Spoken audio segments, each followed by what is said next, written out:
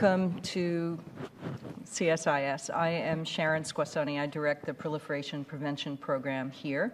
I can't tell you how happy we are, not only to release this report, which we've been working on for quite a while, but also that you could join us this morning.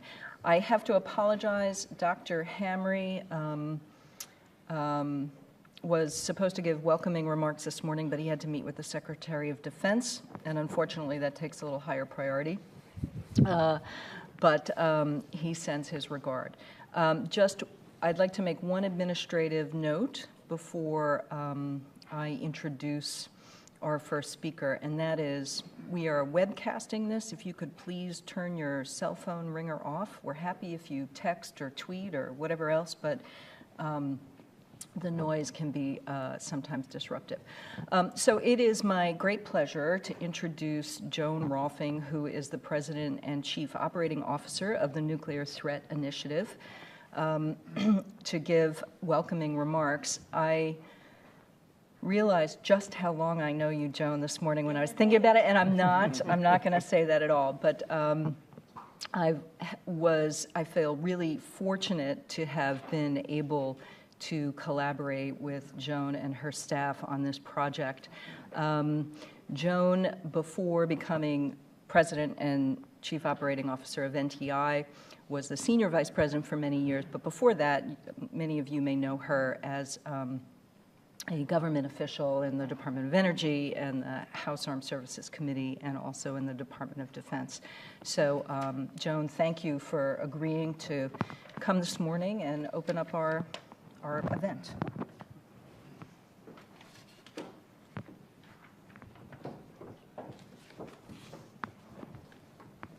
Thank you, Sharon. I'll add my word of welcome to all of you this morning. This is indeed a great day for us. This is a report that we have worked on for a period of years, I can safely say. And so to be able to launch this today gives us all great pleasure. We really appreciate your coming out this morning to help us launch and contribute to the discussion of this new report. A new approach to the fuel cycle tackles one of the toughest challenges our world faces, which is how to enable and ultimately sustain peaceful nuclear energy that can help the world cope with issues like economic development, as well as climate change, while at the same time protecting against the proliferation of nuclear weapons. Since our founding, NTI has addressed the spread of nuclear materials, weapons, and know-how.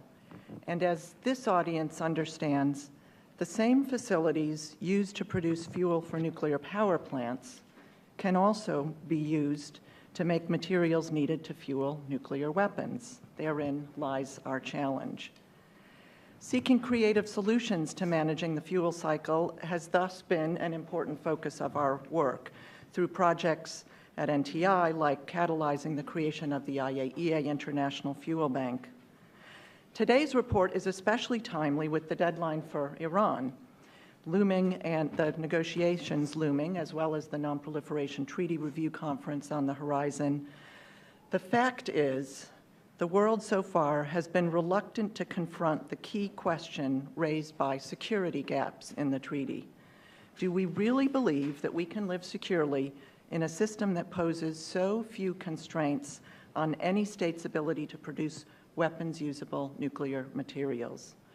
We think the answer is no. The best practices approach that you'll learn about today is ambitious and comprehensive and also offers practical solutions. It introduces new ideas generated by tying together all elements of the nuclear fuel cycle from the front end through the back end. And it strives for equal obligations and benefits for both have states and have not states, that is, nuclear weapon states or nuclear materials producing states and those that do not have these facilities. So I want to express my great appreciation to our project leaders, Sharon Squassoni, Senior Fellow and Director of the Proliferation Prevention Program here at CSIS, and Corey Hinderstein, NTI's Vice President for International Programs, who unfortunately cannot join us here today. We were hoping she might make a guest appearance, and she still may, but Corey is now on detail to the Department of Energy and obviously is doing important work, left just at the very end of this study, so she's with us here in spirit today. The report co-authors, together with Corey and Sharon, are Andrew Newman, Senior Program Officer at NTI, whom you will hear from today, and Kelsey Hartigan, who's a Program Officer at NTI, and I don't see Kelsey in the audience yet. Throughout the process of grappling with these challenging issues and finding new solutions, the team consulted with experts worldwide to develop and test the ideas in this report. We appreciate the input of all of those experts as well. Finally, I want to thank the John D. and Catherine T. MacArthur Foundation for their financial support of this project. And now let's hear from the panelists. Their bios are included in your materials, so I'm not going to go through bios in any great depth. I do want to say, however, with respect to the program this morning, co-authors Sharon and Andrew will begin by presenting the report. Sharon has extensive background on this intersection between nuclear energy and proliferation, having worked at the Carnegie Endowment for International Peace, the Congressional Research Service, and the U.S. State Department. Andrew brings experience from Harvard's Managing the Atom Project and the Australian government, both here in Washington, D.C., as well as in Australia. We're also fortunate to have Everett Redmond from the Nuclear Energy Institute to comment and moderate the Q&A as well. Thank you, Everett. As Senior Director of Fuel Cycle and Technology Policy, he is responsible for policy and programs relating to both front and back end of the fuel cycle. So we look forward to your insights as well, Everett, and with that, let me turn the mic over to our panelists. Thank you.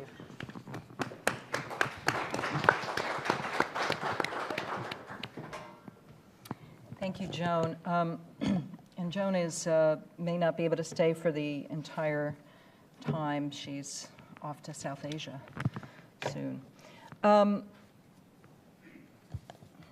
Do I have a mouse for this, or am I using a keyboard? Here we go. Okay.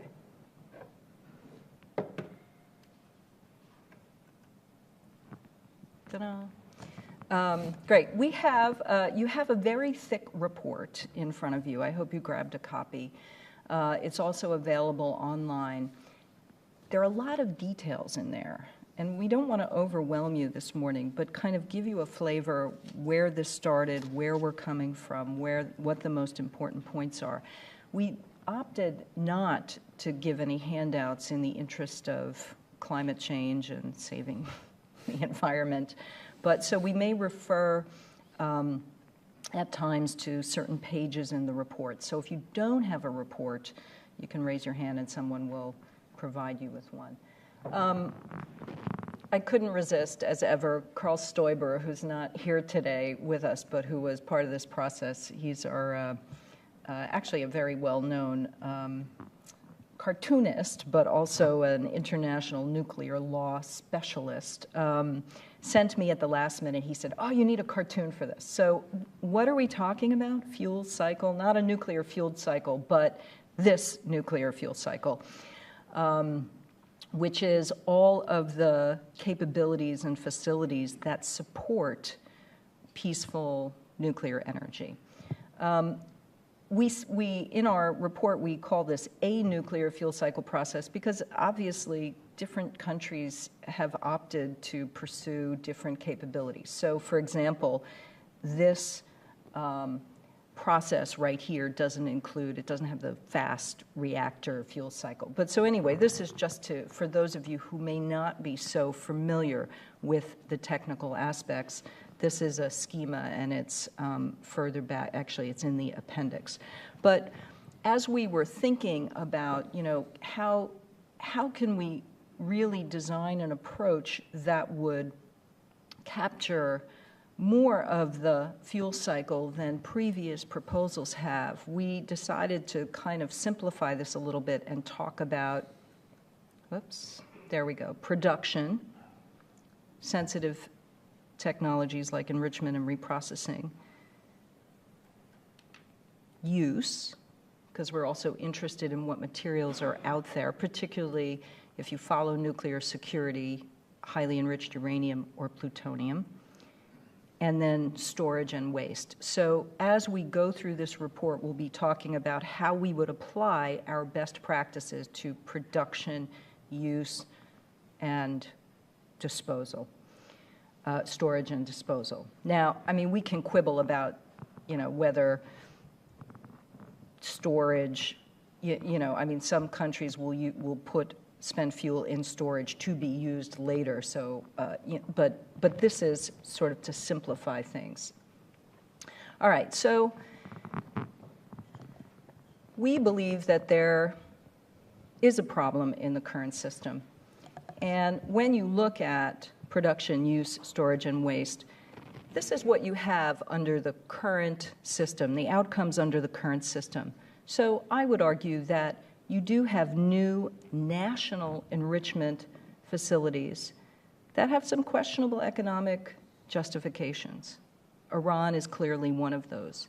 You might say that some facilities in the U.S. Fall into that category. You might say that when you look at Japan's nuclear fuel cycle, that the viability of their enrichment capability right now is in question.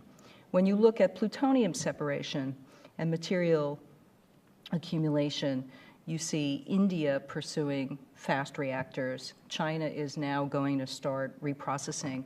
And the future of Japan's recycling is also a great big question.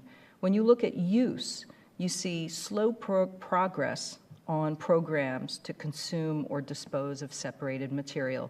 Japan is a big one there, but also Russia. And then on storage and waste, 50 years after we've started peaceful nuclear energy, there are no repositories currently, no repositories for commercial spent nuclear fuel operating, although Finland and Sweden are probably closest. But the real question, and one of the things we really tried to get at in this report is, what do you do with the back end? Can you leverage the back end to provide some incentives for countries not to pursue some of these sensitive technologies? Okay, so why do we think these are problems? Both the materials, if you're talking about highly enriched uranium and separated plutonium, but especially the technologies, uranium enrichment and spent fuel reprocessing, they are inherently dual use. You cannot escape that technical fact. They can be used to make peaceful nuclear fuel or fissile material for nuclear weapons. And the treaty, the NPT, does nothing to limit those capabilities. And the debate on Iran that we're currently in the midst of illustrates that NPT dilemma. And so in the report, we can call them gaps, we can call them flaws, but the fact of the matter is, under the NPT, without violating a comprehensive safeguards agreement, countries could do any of those 6 things, right? They could produce highly enriched uranium.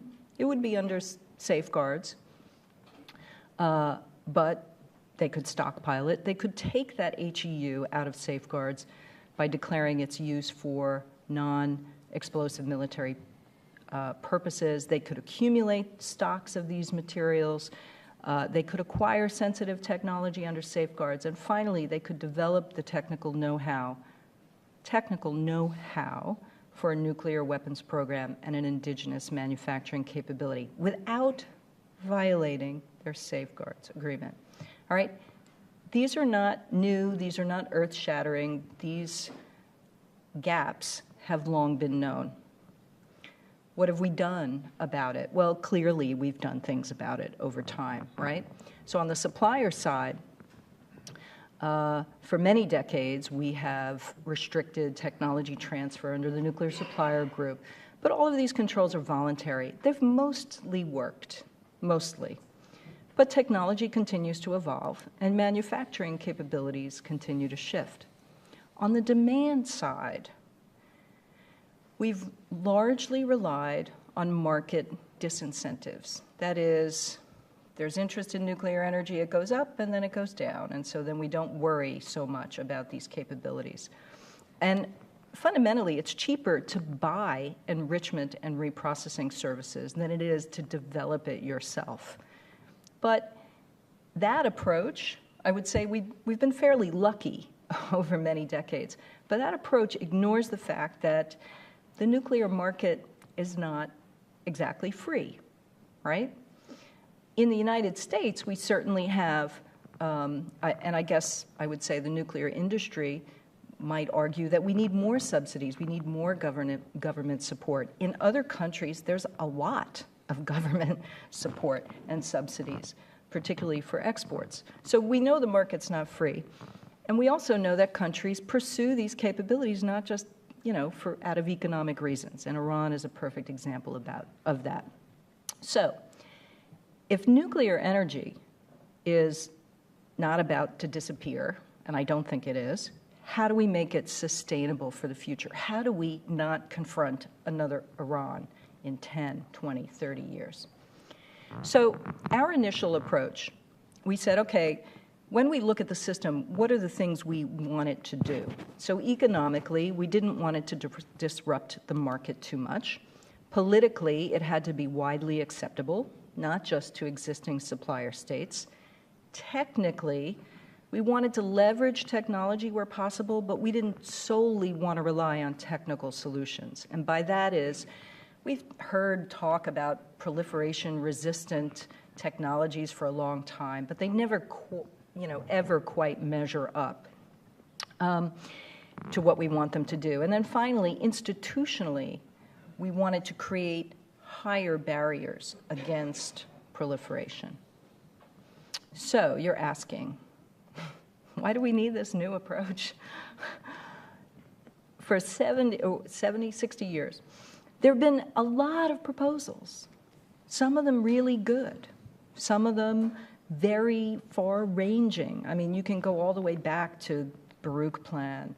There have been a lot of different ideas and concepts, but most of them, I would say, have been fairly piecemeal with few concrete results. Actually, NTI was able to push forward in a very concrete way its idea of an LEU, low-enriched uranium fuel bank.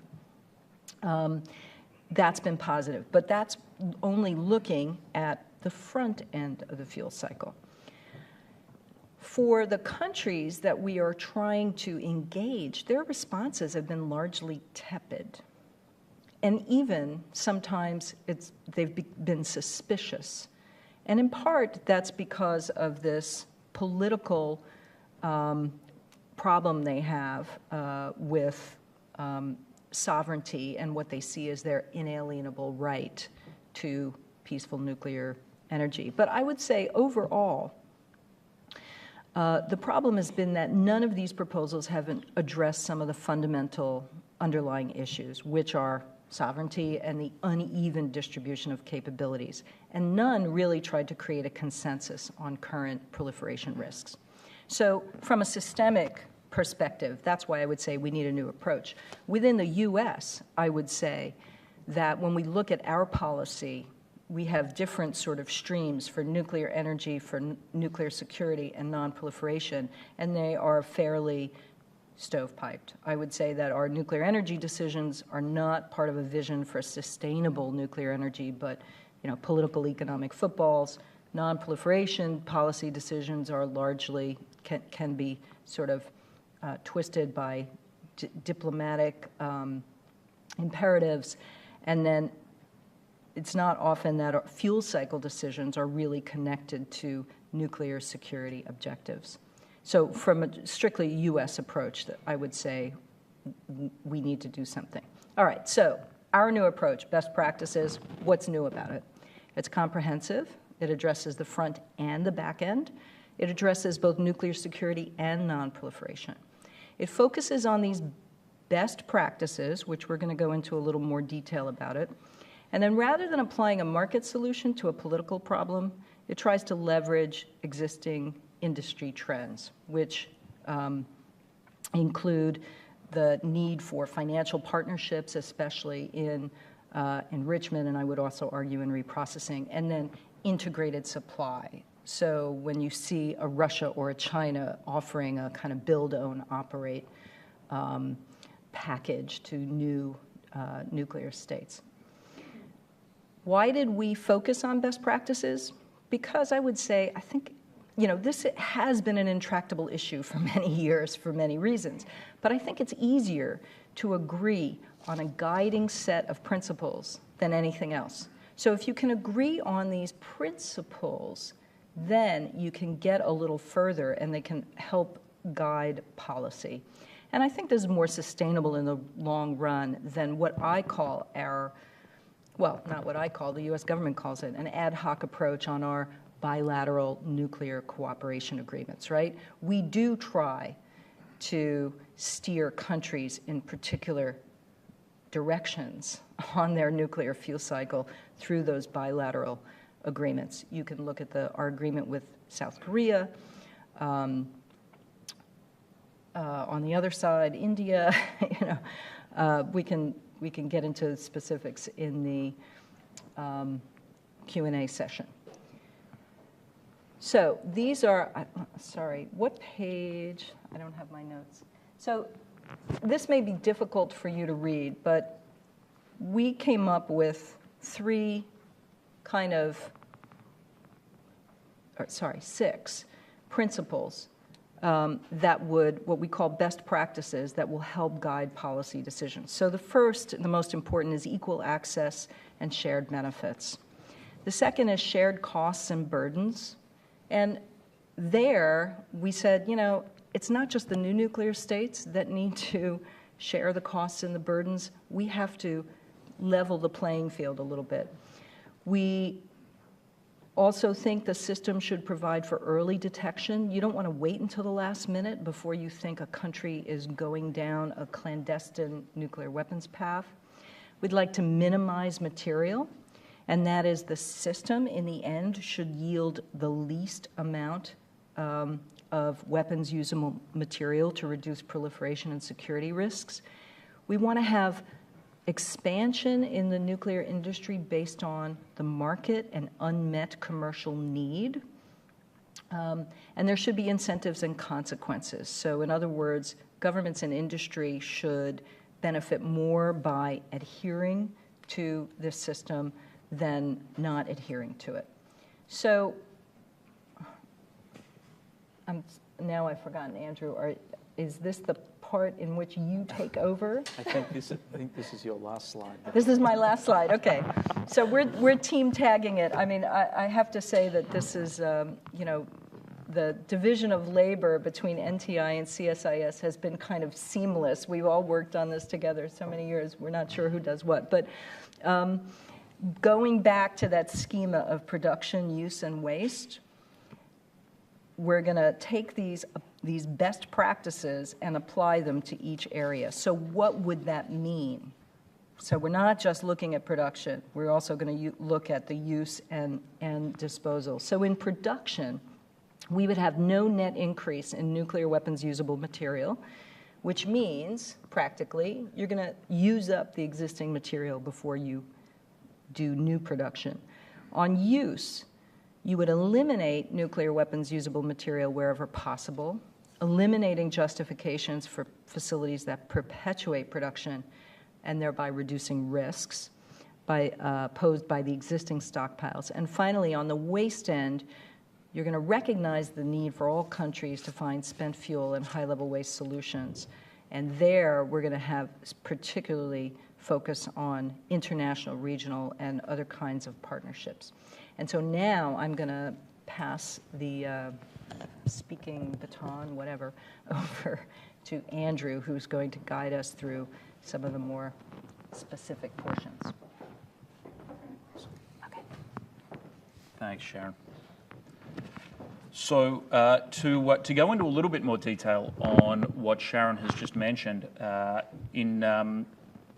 and thinking about what this new approach would look like, and to reiterate what Sharon just said on the last slide, in terms of production, obviously the overriding principle here is that you would want no net increase in highly enriched uranium or plutonium, and you would want to draw down stocks before producing new material. So some of the outcomes that you would be looking for under this new approach would be to eliminate HEU entirely from the civilian sector, and to reprocess when the fuel can be consumed in a reactor.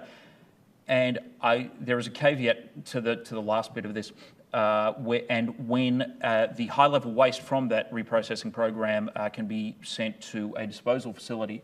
Now, Everett and I had a little chat about this about 20 minutes ago now, I guess. And it's important to stress here that a lot of these things take time, and as you've seen, we haven't had a whole lot of success on building repositories around the world, here in the United States or anywhere around the world. We have some very, very important progress in places like Sweden and Finland and France as well, and to a lesser extent Canada. We're seeing how that is playing out right now.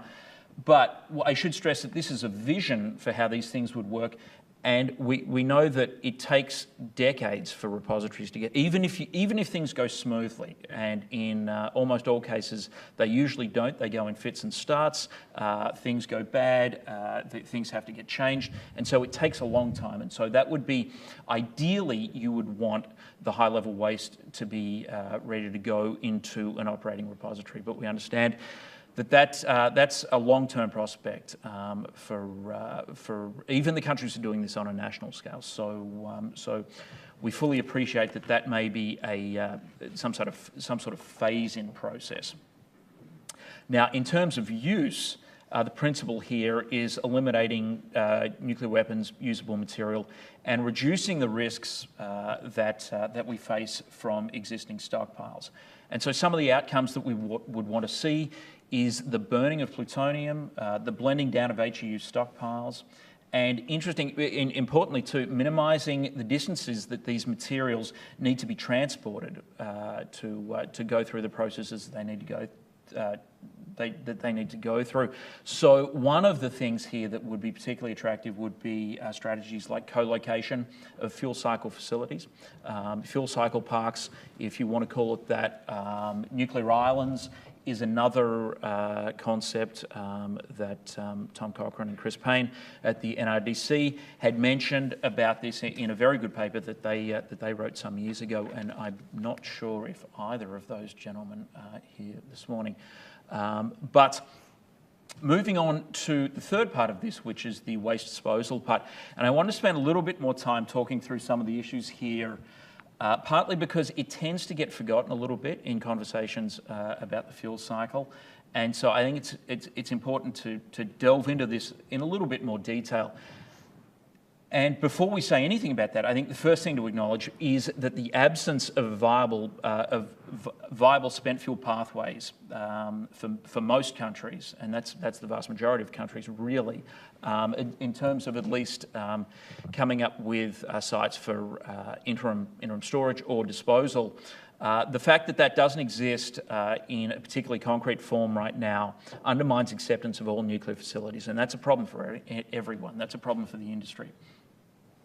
We completely understand that many countries face very substantial challenges, and there they can be economic, they can be political, and they can be geological when it comes to finding suitable sites to dispose or even store of their spent fuel.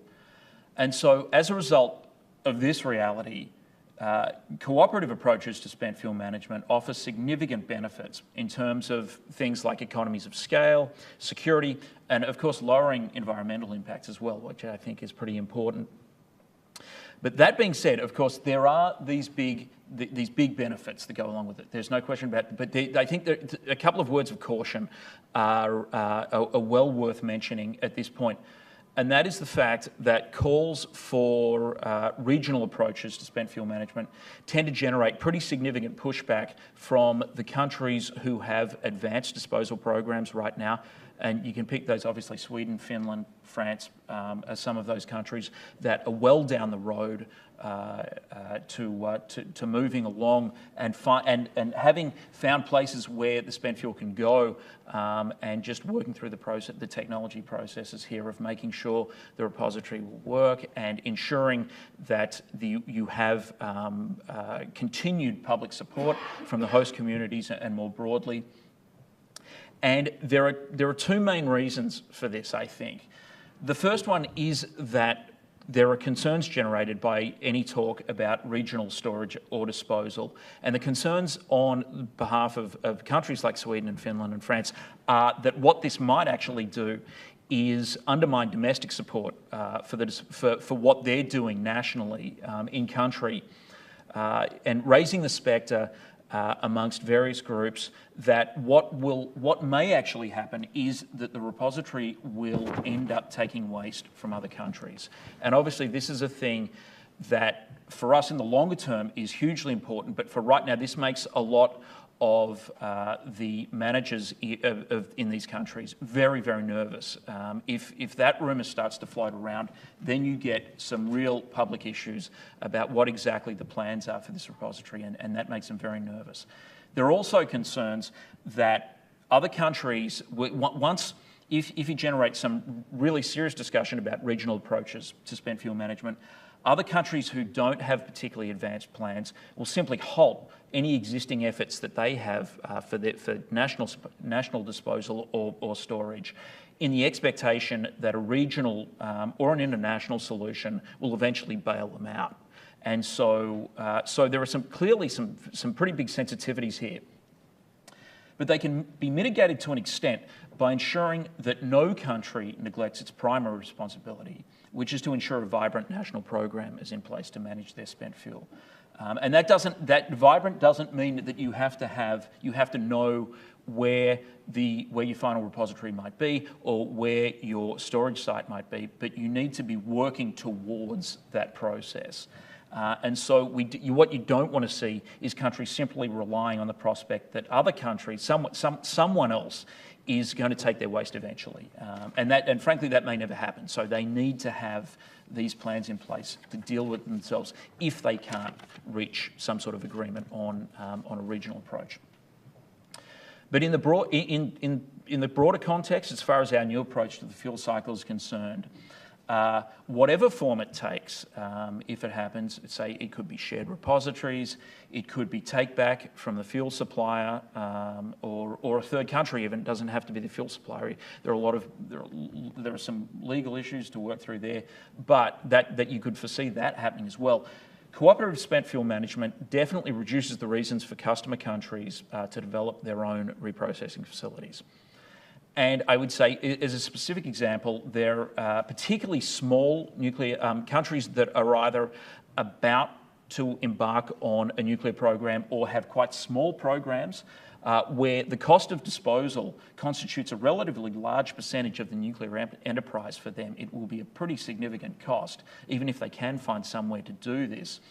Being able to send their spent fuel to a repository somewhere, or at least a long-term interim storage site somewhere, means that they will never have to worry about it again. Of course, unless they're getting some sort of waste sent back. If the country that's willing to do this is willing to take everything and take title to it, that has got to be a pretty attractive option for a lot of these countries. And I'm willing to bet that they would pay a fair amount of money for that service.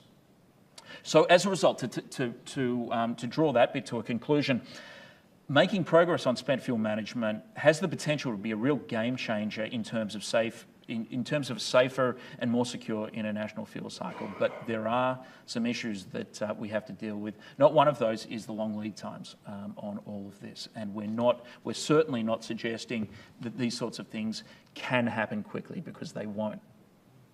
Also, I would just like to mention that we don't have time to dwell right now on all of the ways that some of these cooperative approaches may actually unfold. But I will say that the expansion of operations at a brownfield site, I suspect quite a few of you here in the audience I've read a lot of what the International Atomic Energy Agency has said on this subject. They refer to this as the add-on scenario for how an existing site would then progressively take waste from potentially other countries. Is a particularly productive strategy, I think, and I'm happy to talk about this more in more detail in the Q&A section if anyone's interested in that. So going back to where are we? To Sharon's slide of, I think it was slide number 5. Earlier on, doesn't matter. It was earlier on in the presentation. What would the major differences? What would we see? What would those major differences be between what we have now and the new approach? And right now, talking about production, you would have, I don't think... Technical glitch. You have to go back up. Yeah. Okay, right. So as things stand now, when Sharon showed you that slide, we have potentially new national enrichment facilities with questionable economic justification.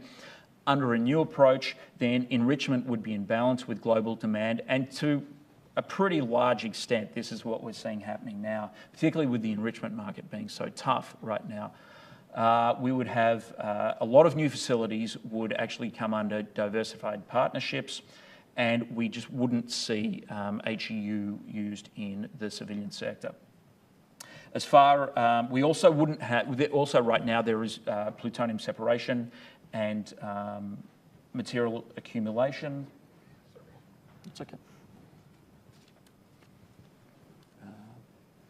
That's it. Yeah, that's fine.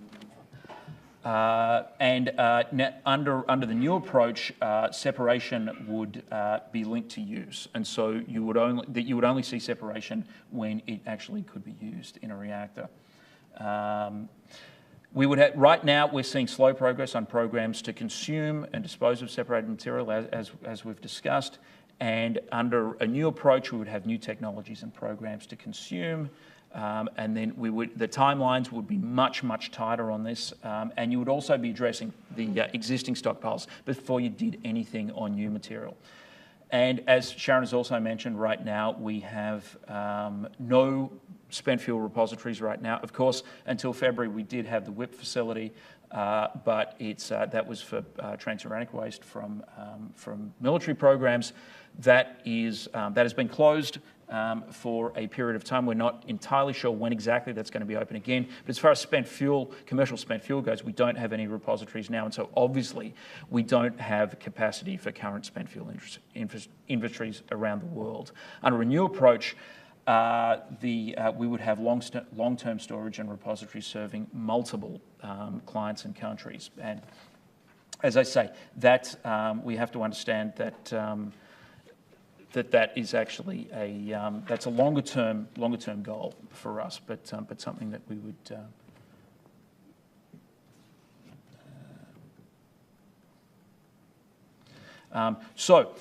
Looking forward, these practices, are not controversial.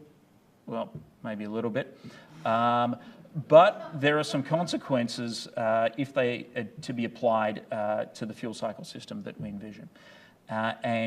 Some of these apply directly to facilities, and others are more systemic. So, just quickly, we have an action plan in the report that is on pages 40, and it's pretty much impossible to read from here, I'm sure. So and I'm not going to go through it anyway. Sharon gave a very good summary of what exactly that is, but you can find that on pages 42 and 43 of the report. But I did want to mention some of the consequences for adopting this plan. In terms of facilities, what we would see is that safeguards would need to be applied to all enrichment and reprocessing facilities. Now, obviously, now we're talking about non-nuclear weapon states and nuclear weapon states, and that's a pretty significant step up in what safeguards would be required to do in terms of money and manpower. we would see more partnerships in running facilities.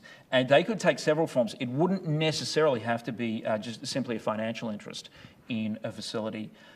You could see, so if you're talking about, say, an enrichment plant, the partnership could involve rights to output, the SWU from that. Or as far as a disposal facility goes, then you could have guaranteed space in a disposal facility as the outcome of that.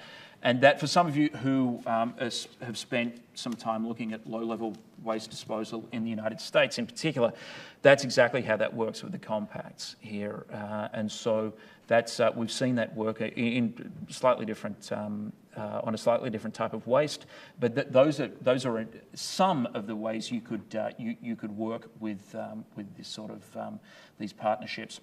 Also, we think that there would be a separation of operational control of, say, an enrichment facility, and we're talking about black boxing here, and so enrichment facilities would be the thing you're talking about here. There would be some operational control between the operator and the host country to hopefully raise the barriers against misuse of those materials.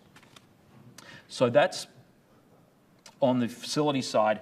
On the systemic side, you would need independent national regulators. That's an absolute must. And I think that's a must regardless of whether this project moves forward or not. That's something that's required under at any time.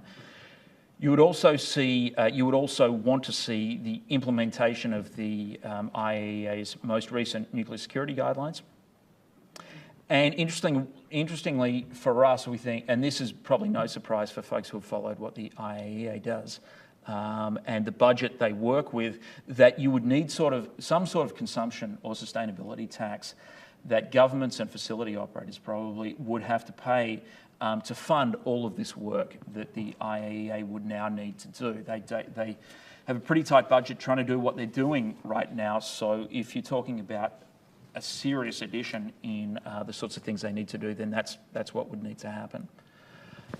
So what would happen if countries say they're going to comply with this, but they don't? Then clearly you would need some sort of enforcement mechanism. And we think that an IAEA judgment of non-compliance would be the trigger for consequences, and there could be various consequences. One of the things that we really like that works with through the market, and because we like the idea of leveraging what happens in the market rather than trying to make changes to a market that, quite frankly, on the front side works very, very well, one of the things you could do is enforce a general ban on nuclear-related commerce. Now, tough in practice to do, but that's one of the things that could be used to enforce this new approach.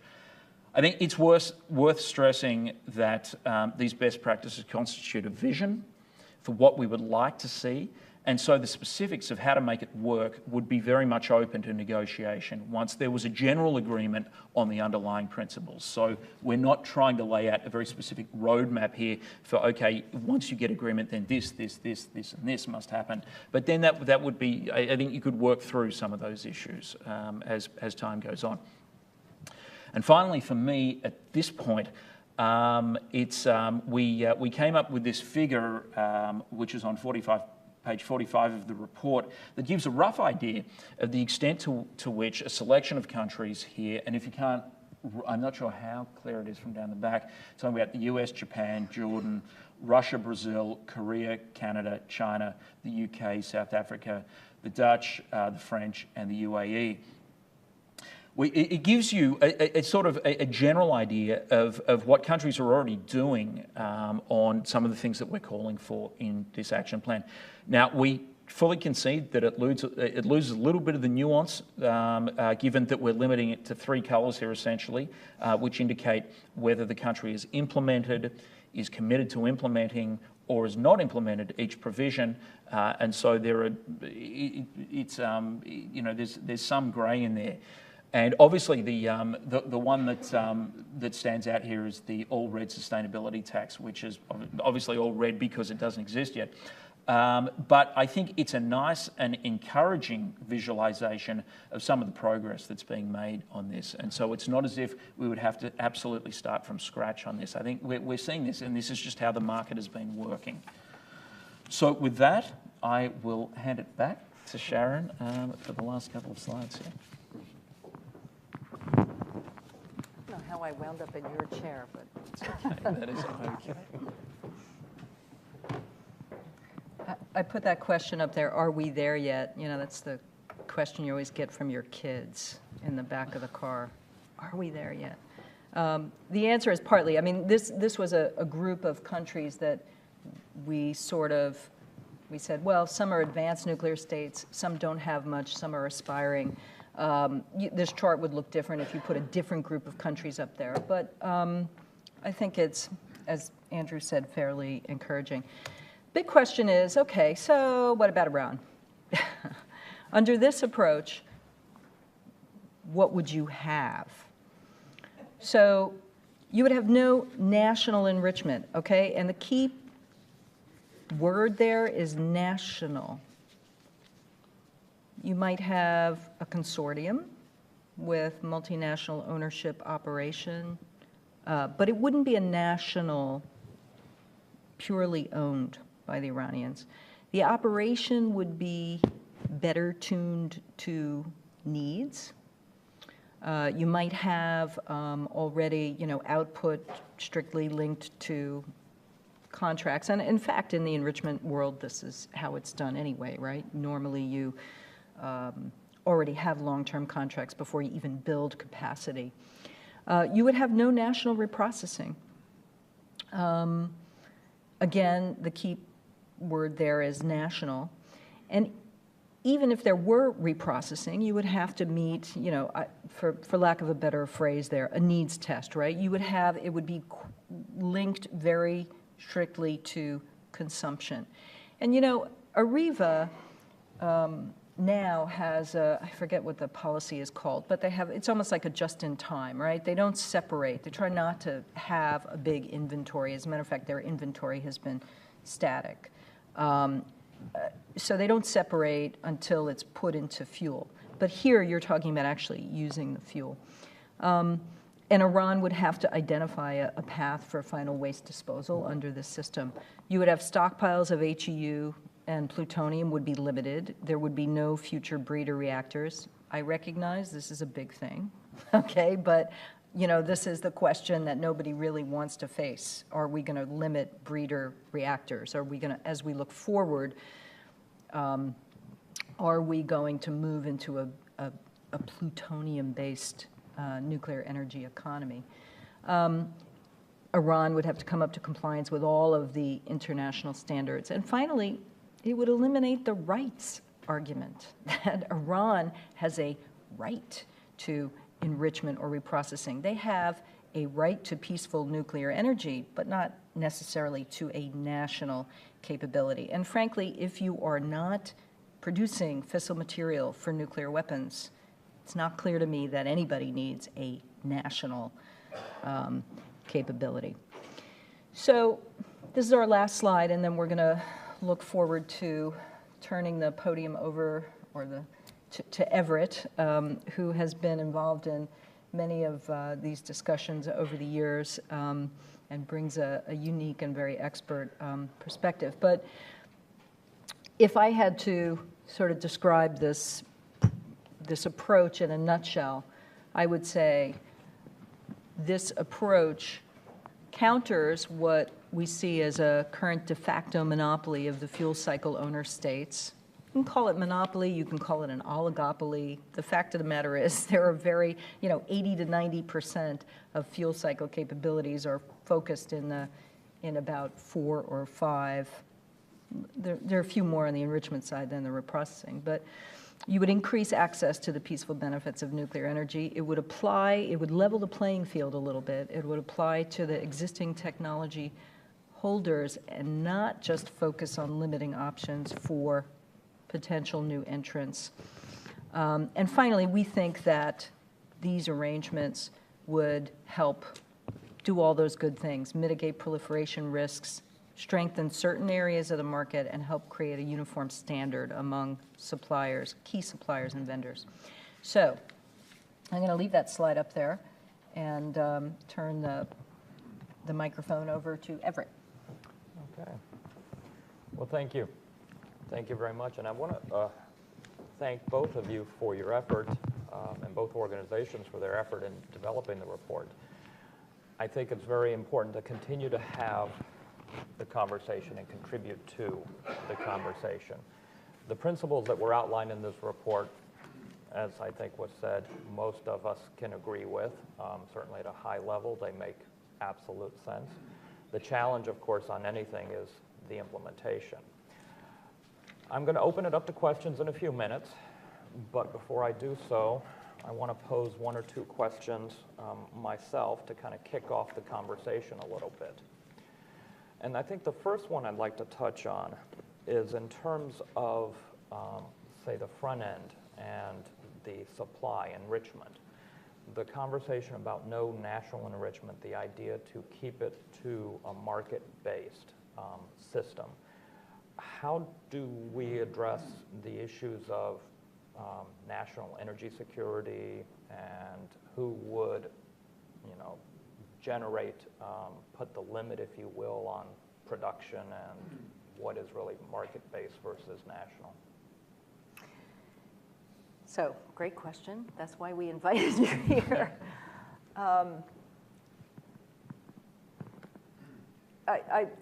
As we were sitting here before, I was struggling with this because obviously, if we were just going to follow the market in uranium and uranium enrichment, right, we would be in deep trouble. The price for uranium has dropped. I mean, you see it in mining, right? So when the price of uranium drops, there's very little exploration. It's a problem when the demand goes down. So I take your point. There's going to have to be, a discussion about whether do you keep a stockpile. If you keep a stockpile, is it uranium? Is it low enriched uranium? It can't really be in fuel. Right. But the market, by and large, on the front end, have there been cases where reactors have gone unfueled, except for maybe India before the India deal? The market on the front end, for the most part, works, which is one of the things I'm interested in. You mentioned discussion on high enriched uranium and usage, no more production of that, and you use it down. In terms of low enriched uranium, what's the thinking in terms of low enriched uranium and national facilities in that regard? So I guess I would turn the question back and say, do you need is there a national security reason for keeping low enriched uranium? I mean, so there's not, with the low enriched uranium, I think you can continue to produce it. I'm not sure I see necessarily the challenge in some countries that want to do their own facilities for their own reasons. Certainly from a market-based perspective, it doesn't necessarily make the most sense, but if they're not selling into the market, if they're doing it for their own purposes, then I'm not sure there's necessarily a problem. But that's part of, I'm kind of curious in terms of the conversation here. I would say when we have facilities, so, there was an argument, I think it was made, with respect to the old USEC about national security requirements. That was, I think, at the time connected more to the potential future need to enrich uranium up to highly enriched levels for the naval nuclear program. So you're saying, would you ever need to have a capability not under safeguards for? No, I'm not even referring to the safeguards necessarily. just the expansion of the capability. We've got expansion in the enrichment side now, not necessarily market-driven, but driven by certain states that want to have the capability themselves. Right. Is that a practice that could continue or not? I would think we don't, and Andrew, you can jump in anytime, but no, we would not want to see that continue, but how you determine what that need is, I think that is the difficult part. And that's going to be a very sticky conversation. Right. That is, I think, the challenge. How do you determine the need? Who determines the need? And who determines the need? Right. Exactly. Right. And I don't think, I know we have a lot of fans of the International Atomic Energy Agency in the audience. I'm not sure I would give that to an international body like that. But that is, okay, something that would have to be determined. Sure. Andrew, do you have anything to add? I would just say that, I think it's tough when you're trying to impose decisions on companies that have had long experience in this and understand the lead times and LEU would be less of a concern for me, I've got to say, just in general. But I think these particularly, companies like Urenco understand, are still in the market, so clearly they understand very well how it works and understand the lead times involved for these sorts of things. And so, that's one of the details that I think would have to be finessed a little bit as this moves forward. Let me ask one last question before I open it up to the audience. Certainly, the industry is hopeful that we'll have a significant expansion in nuclear worldwide. We're doing a little bit in the United States. In terms of a broad expansion of nuclear, looking at the best practices and the challenges front end and back end, if there was one area you had to pick to focus the international effort on, where would it be? Well, for me, and this is partially because I spend most of my time working on this, is spent fuel management. I think that is clearly the thing that is that we have not made anywhere near like the progress that we should have. And as I say, I think this is it's going to be really important. I think that that the Swedish program and the program in Finland and France too, and hopefully Canada, when this moves forward, that they do work well and they work safely. I think that sends an enormously important message to the rest of the world that these things can be done. You can get community support for repositories. They can work safely, particularly when you're talking about some of the work that's been done in Sweden and Finland that's very technical on this. And I think that sends an enormously important message. And I think one of the problems now is that you just don't have any spent fuel repositories operating. And so the unknowns that go along with that make a lot of people nervous. But I think if there was one thing that you could pick that you would want to move forward and get some real traction on, for me, that is it. And then you can start to look at down the track whether you can these things can be expanded with, and you need obviously safe management of operation of the facility, and also community support. Whether these things could be could be expanded to consider taking spent fuel from elsewhere. And I think you're seeing that it's a microcosm of this, but you're seeing this in West Texas right now with what Waste Control Specialists has been doing after disposing of low-level waste from, first of all, from Texas and Vermont, and then expanding that more widely to the rest of the country. And now that they're taking taking some of the canisters from Los Alamos National Lab and storing them, and now they're talking about storing spent fuel. And I think that's the way this has to go too. It has to be a slow building process where trust is built along the way. But if it was up to me, that's the one area that I think breaks a whole lot of other things open if you can get some traction on that. I wouldn't disagree on that. I would say we have to also focus on dry cask storage for states, and also getting their heads around,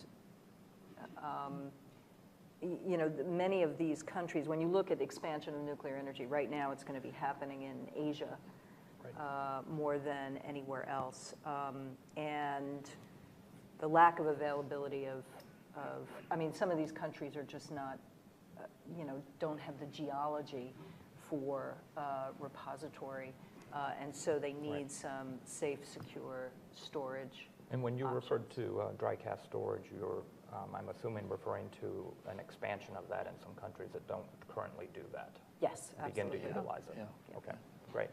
We'll open it up. Questions right here. Thank you. Microphones are coming. Thanks so much. Barbara Slavin from the Atlantic Council.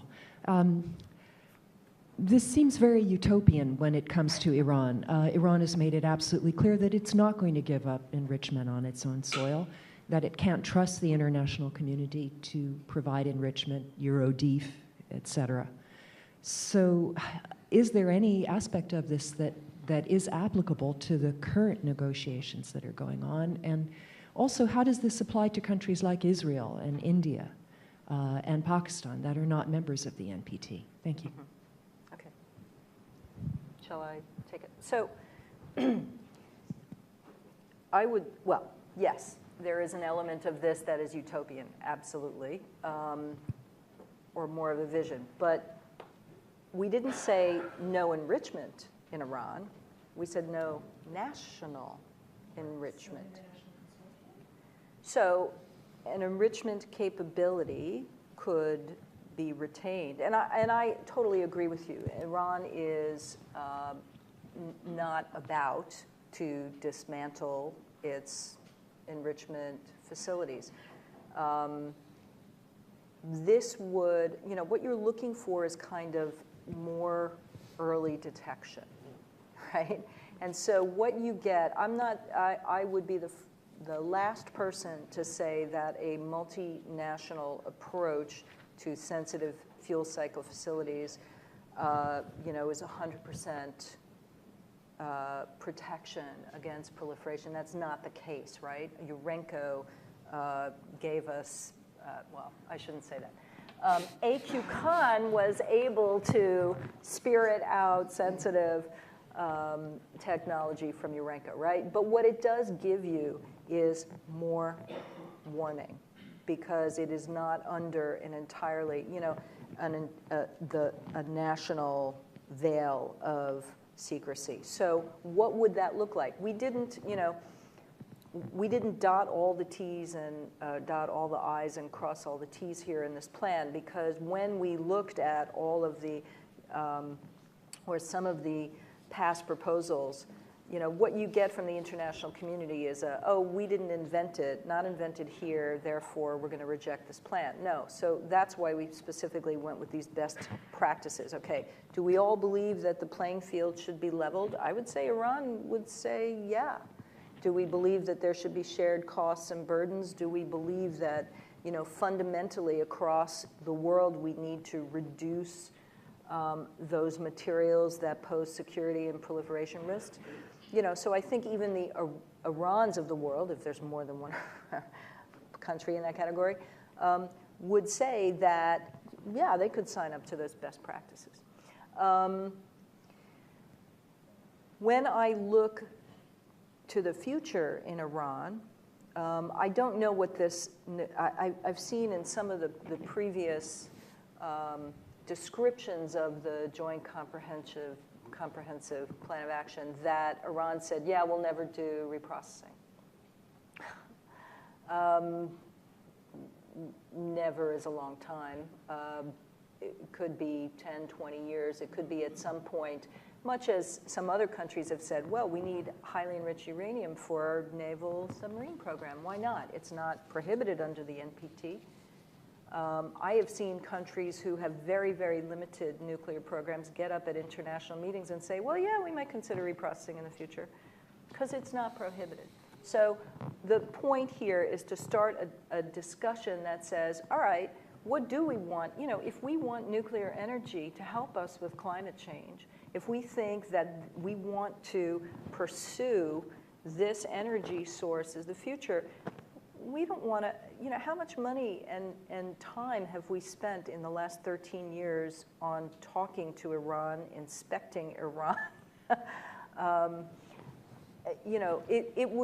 This doesn't solve the Iran problem today, but it looks ahead and says, okay, these are all the problems we have had in this particular instance, and how can we overcome that so that we can all feel a lot safer and secure about moving forward with nuclear energy?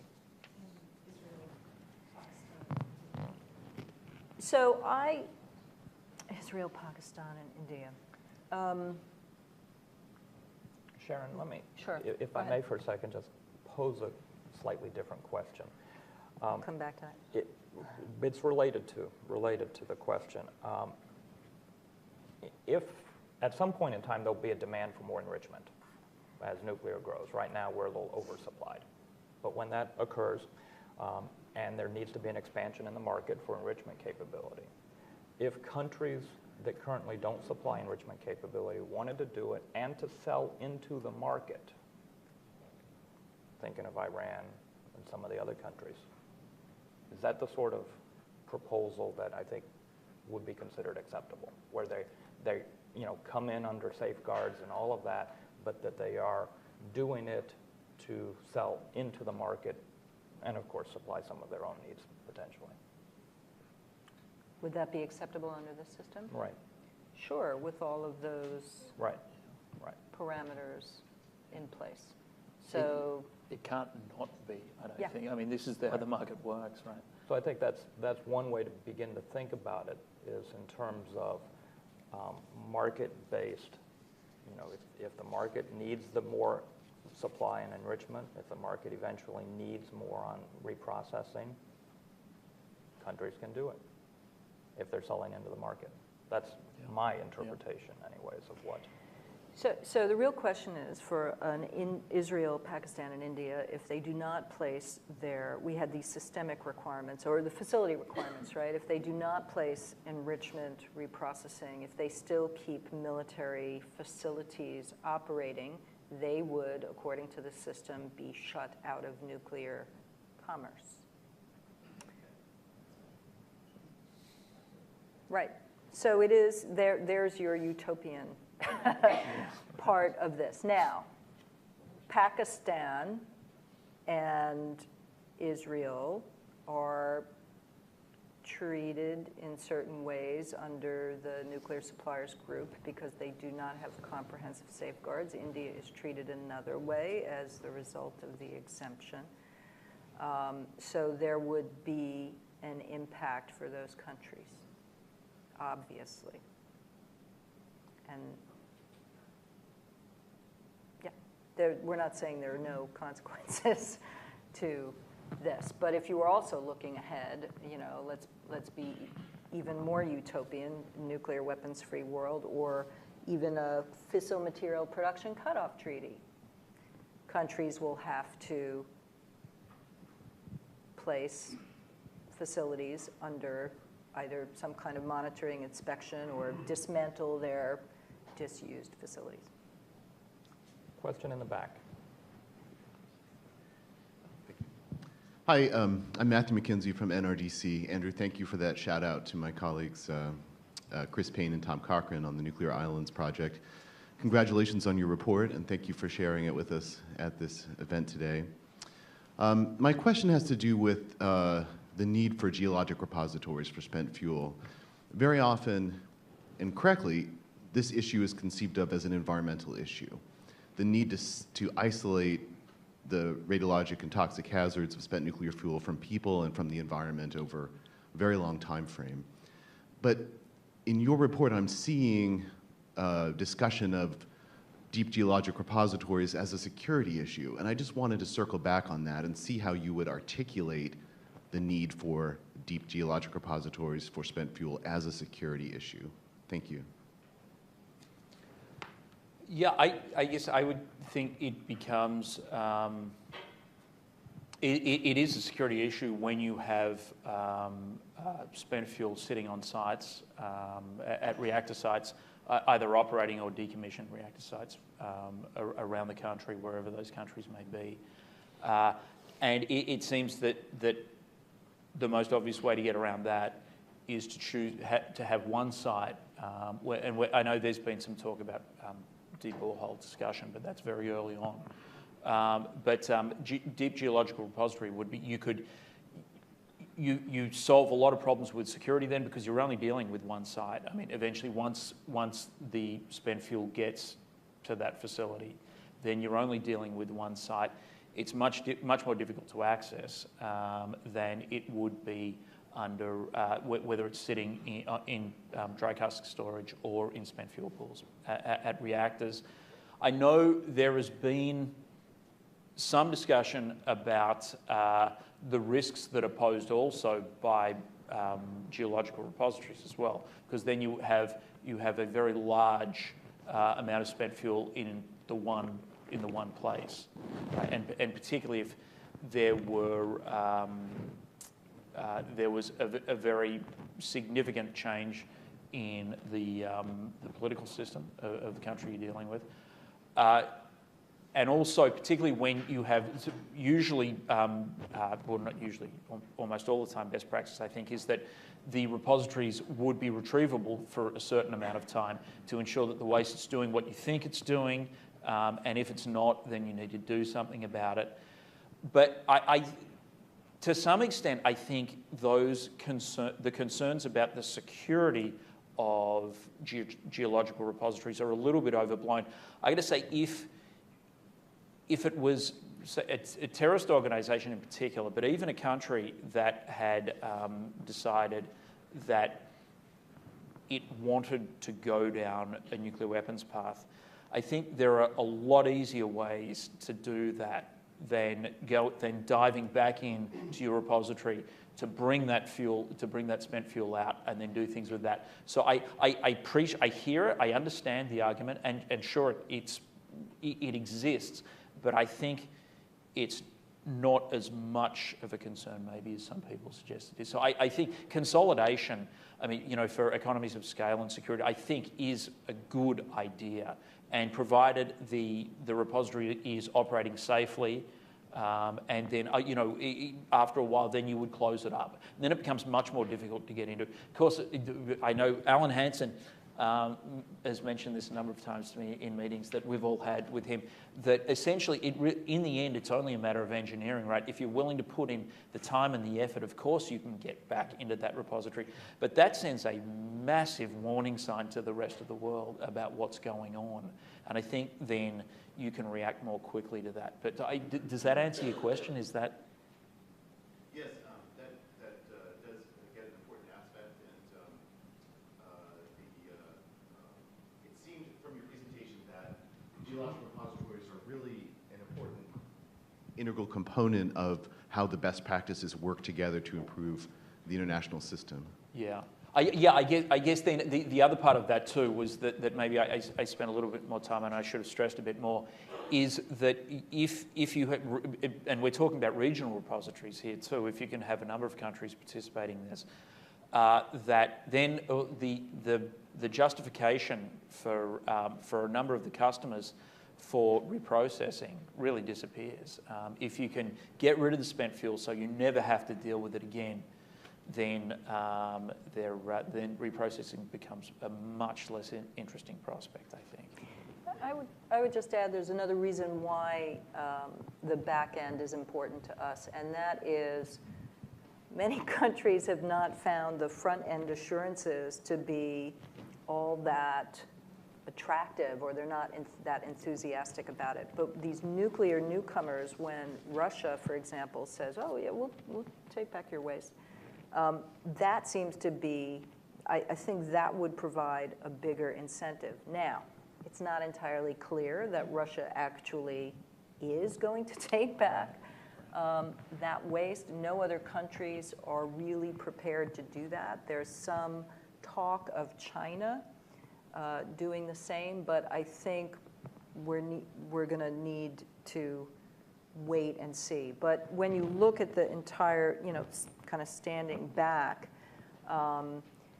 for many countries, you know, if they have 1 reactor, 2 reactors, to have that waste taken care of in some way, if it's in a regional repository or regional storage, or that makes nuclear power a lot easier, I think, for them.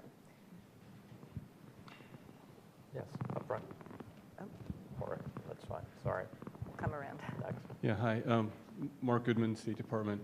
I had a question for you, Andrew. Your presentation talked about getting rid of HEU-fueled naval reactors. How important is that to this proposal? If you couldn't achieve that, what impact would it have on the integrity of this concept? And also, even if you had LEU-fueled naval propulsion, wouldn't that provide a national security justification for national enrichment facilities? Yeah, Mike, I appreciate that, and it's something of an outlier in this presentation, particularly because we are talking to a large extent about the civilian fuel cycle here, and so then we're getting to talk about the military side of things, and we fully appreciate. We've been doing a little bit of work on this at NTI2, and Kelsey, who I believe is here now, has been doing a lot of work on this too. About the naval side of things, and I think I would just say that it's in the overall picture. I think it's a very important thing, because you're talking about the largest stocks of HEU that you really would like to deal with, but to some extent it's a slightly separate discussion. It's linked, but it's a slightly separate discussion, and with the significant challenges that you know very well about this, with designing new submarines and the very, very long lead times on those, and some of the skepticism that the US Navy in particular has expressed towards doing this in the short term, when as far as its risking operations, you know, worried about, or at least worried about the effect that it might have on the operations of the fleet. I think that's one of the things that we would be willing to push out a little bit further. But you're right. Then LEU fuel, and we've seen this. The French do this. There are a number of countries that do use LEU fuel in for their naval fleet, for their naval submarines. That may also promote, and it may or may not promote more enrichment facilities to do this. But that wouldn't obviate the need for some sorts of groups of countries being involved in these sorts of facilities. So it's, yeah, as I say, a little bit of an outlier for this, but we think an important thing to keep in mind going forward, and something that you have to be thinking about and trying to do something about it if you see that as important now, because very quickly you get into with the Navy's build cycle. Then all of a sudden things start happening, and it's too late for the current or the next generation. Then you're talking 60, 70 years down the track, and that's a long, long while to wait. So. It's something that we think is important, but we understand the challenges, the very, very large challenges with that. Up front here, if we can. We had a question here.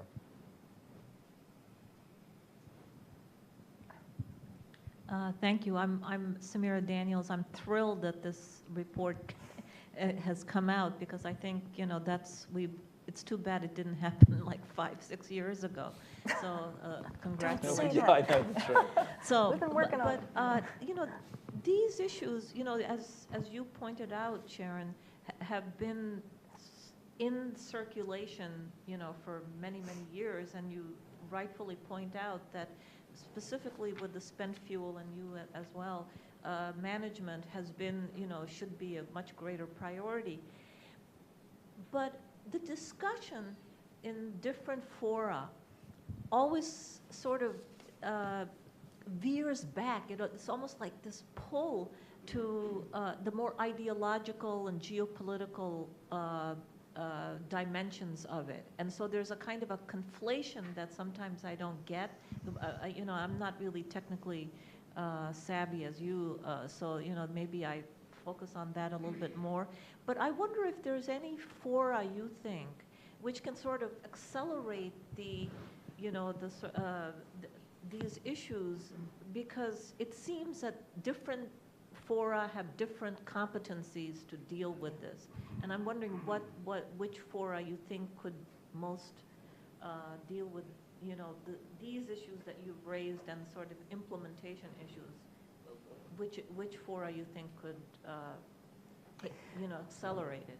In my wildest dreams, IFNEC would take this up. I'm not sure that there is a fora out there. I mean, what you need, and we have, you'll see towards the back of the report highlighted some steps that we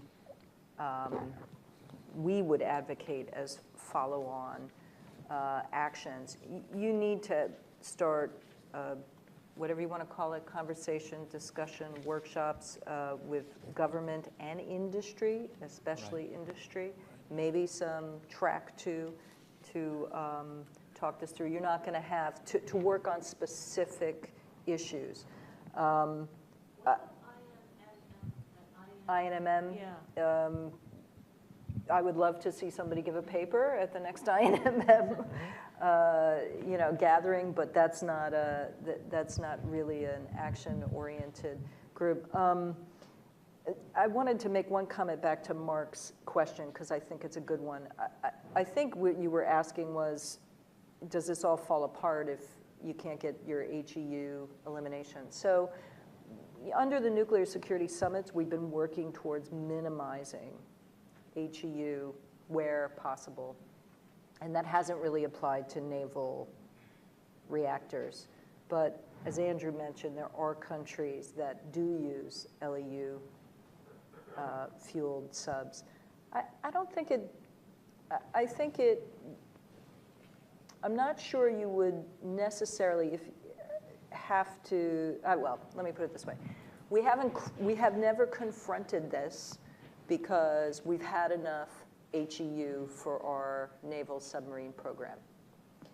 The question, especially if you are going to pursue a fissile material production cutoff treaty, is can you safeguard the production and then somehow come up with some monitoring mechanism when it comes out, when it's withdrawn from safeguards for a military purpose.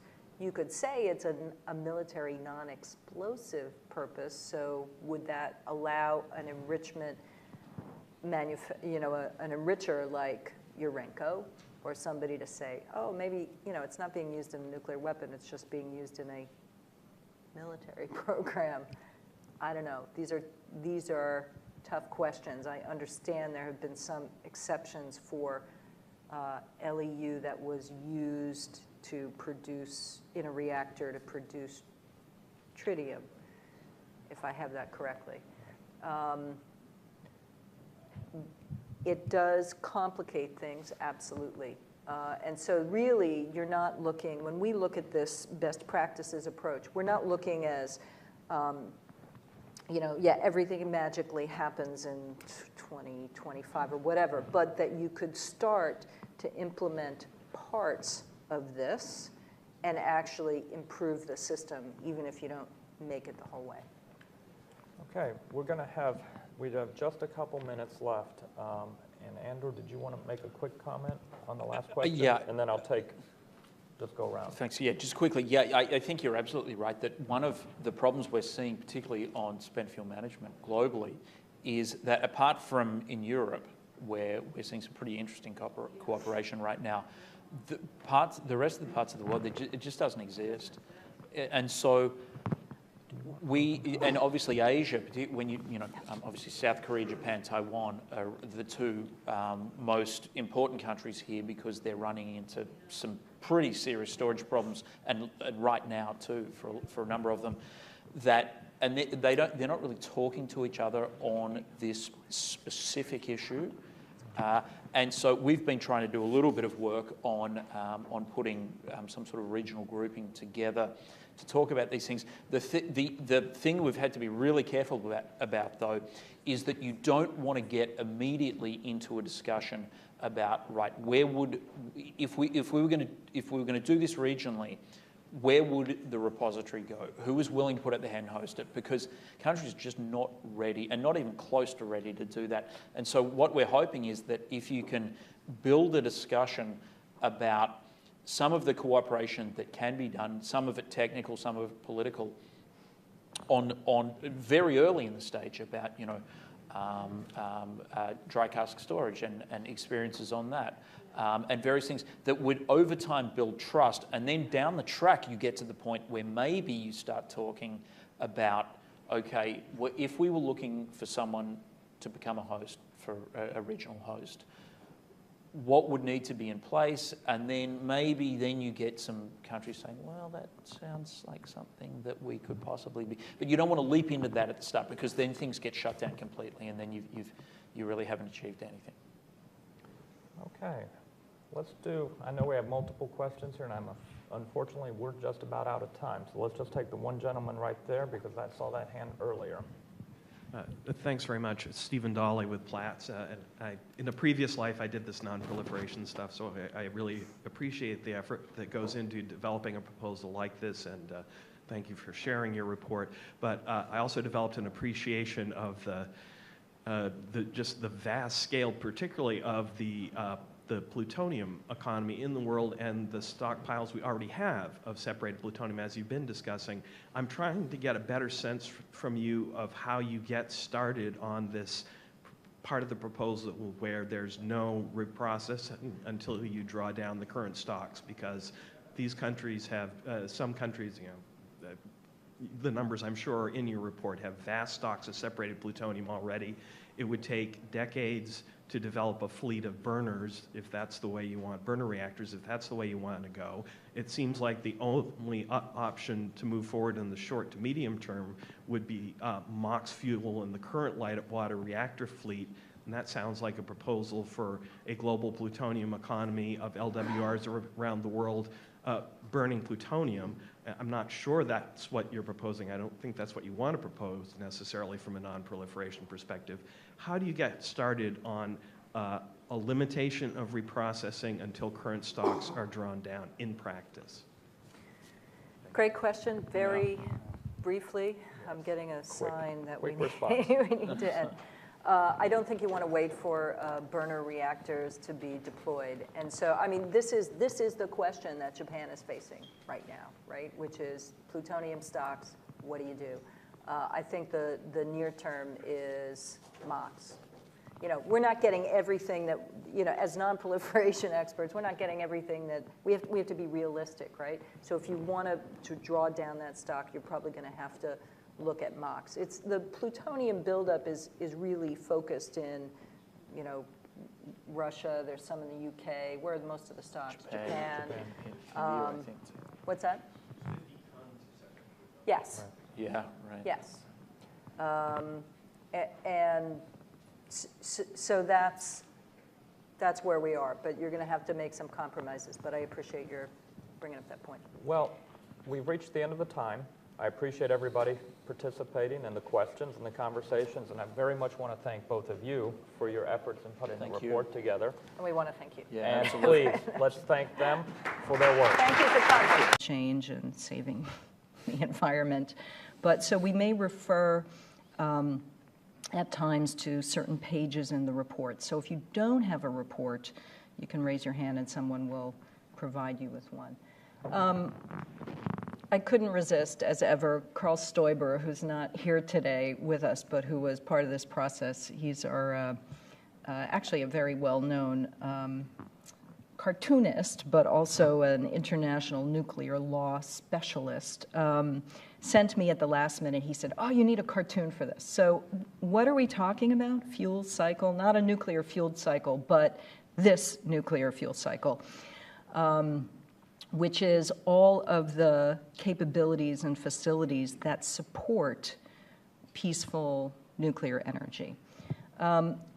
We in our report, we call this a nuclear fuel cycle process because obviously different countries have opted to pursue different capabilities. So, for example, this process right here it doesn't have the fast reactor fuel cycle. But so anyway, this is just for those of you who may not be so familiar with the technical aspects, this is a schema, and it's further back, actually it's in the appendix.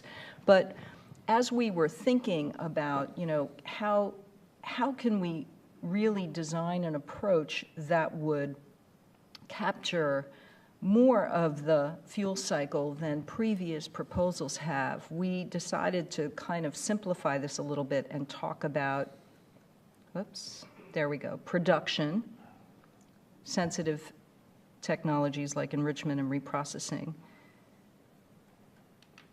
use, because we're also interested in what materials are out there, particularly if you follow nuclear security, highly enriched uranium or plutonium, and then storage and waste. So as we go through this report, we'll be talking about how we would apply our best practices to production, use, and disposal, storage and disposal. Now, I mean, we can quibble about, whether storage, some countries will spend fuel in storage to be used later. So, but this is sort of to simplify things.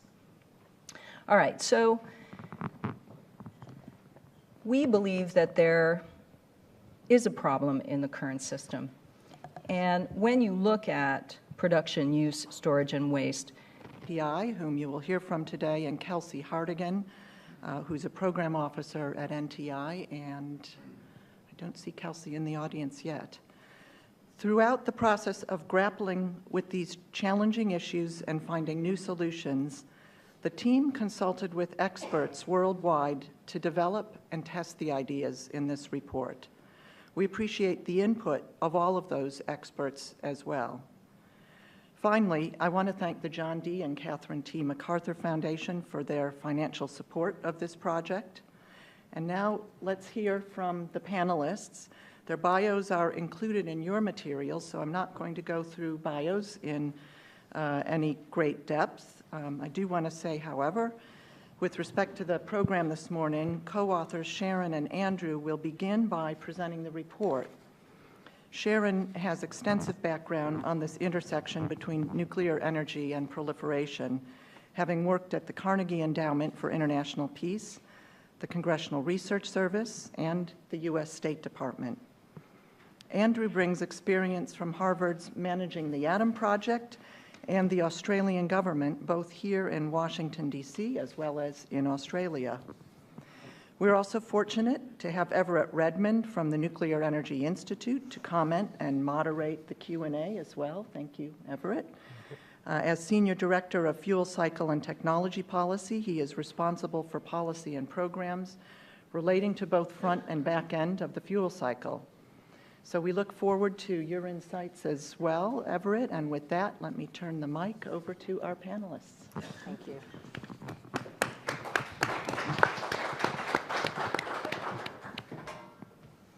Thank you, Joan. And Joan may not be able to stay for the entire time. She's off to South Asia soon.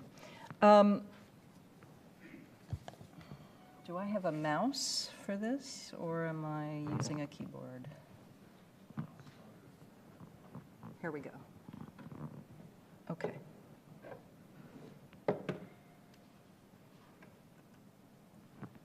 Ta-da. Great. We have, you have a very thick report in front of you. I hope you grabbed a copy. It's also available online. There are a lot of details in there, and we don't want to overwhelm you this morning, but kind of give you a flavor where this started, where we're coming from, what the most important points are. We opted not to give any handouts in the interest of climate. This is what you have under the current system, the outcomes under the current system. So I would argue that you do have new national enrichment facilities that have some questionable economic justifications. Iran is clearly one of those. You might say that some facilities in the U.S. fall into that category. You might say that when you look at Japan's nuclear fuel cycle, that the viability of their enrichment capability right now is in question. When you look at plutonium separation and material accumulation, you see India pursuing fast reactors. China is now going to start reprocessing. And the future of Japan's recycling is also a great big question. When you look at use, you see slow progress on programs to consume or dispose of separated material.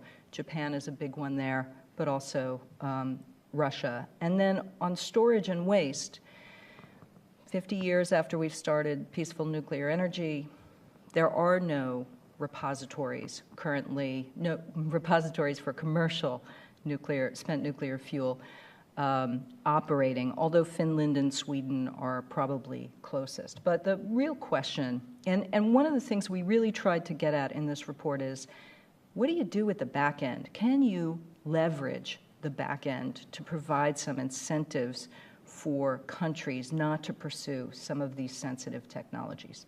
Okay, so why do we think these are problems?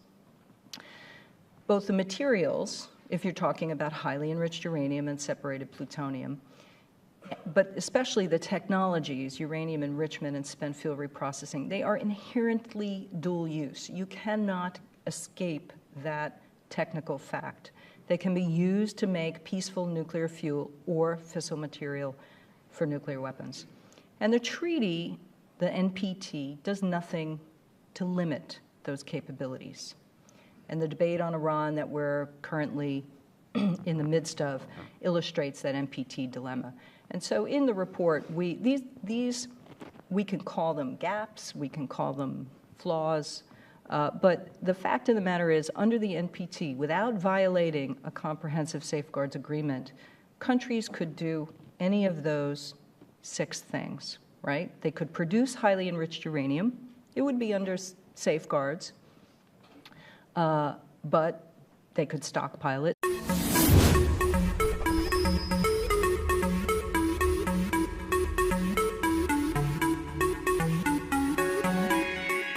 Welcome to CSIS. I am Sharon Squassoni. I direct the Proliferation Prevention Program here.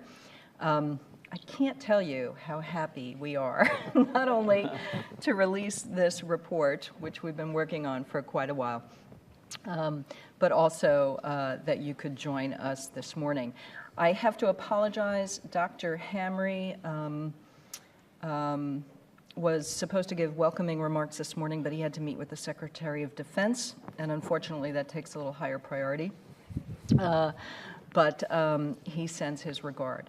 I'd like to make one administrative note before I introduce our first speaker, and that is we are webcasting this. If you could please turn your cell phone ringer off. We're happy if you text or tweet or whatever else, but the noise can be sometimes disruptive.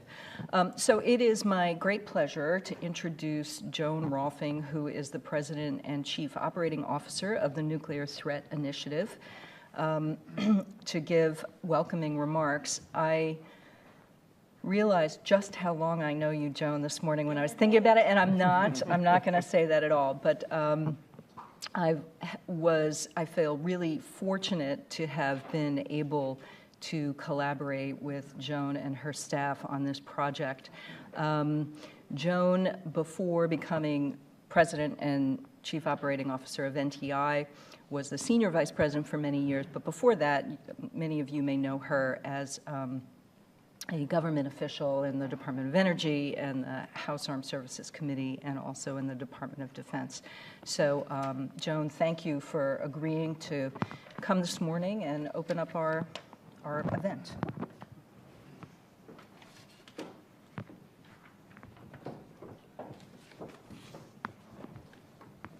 Thank you, Sharon. I'll add my word of welcome to all of you this morning. This is indeed a great day for us. This is a report that we have worked on for a period of years, I can safely say. And so To be able to launch this today gives us all great pleasure.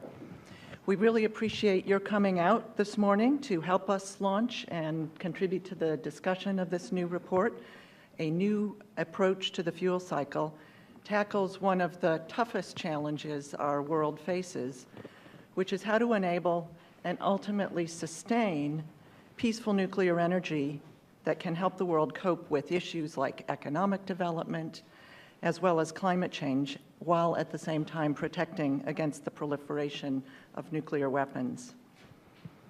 Since our founding, NTI has addressed the spread of nuclear materials, weapons, and know-how. And as this audience understands, the same facilities used to produce fuel for nuclear power plants can also be used to make materials needed to fuel nuclear weapons. Therein lies our challenge. Seeking creative solutions to managing the fuel cycle has thus been an important focus of our work through projects at NTI like catalyzing the creation of the IAEA International Fuel Bank. Today's report is especially timely with the deadline for Iran looming and the negotiations looming, as well as the Non-Proliferation Treaty Review Conference on the horizon. The fact is, the world so far has been reluctant to confront the key question raised by security gaps in the treaty. Do we really believe that we can live securely in a system that poses so few constraints on any state's ability to produce weapons-usable nuclear materials? We think the answer is no. The best practices approach that you'll learn about today is ambitious and comprehensive and also offers practical solutions. It introduces new ideas generated by tying together all elements of the nuclear fuel cycle, from the front end through the back end. And it strives for equal obligations and benefits for both have states and have not states, that is, nuclear weapon states or nuclear materials producing states and those that do not have these facilities. So I want to express my great appreciation to our project leaders, Sharon Squassoni, Senior Fellow and Director of the Proliferation Prevention Program here at CSIS, and Corey Hinderstein, NTI's Vice President for International Programs, who unfortunately cannot join us here today. We were hoping she might make a guest appearance, and she still may, but Corey is now on detail to the Department of Energy and obviously is doing important work, left just at the very end of this study, so she's with us here in spirit today. The report co-authors, together with Corey and Sharon, are Andrew Newman, Senior Program Officer at NTI,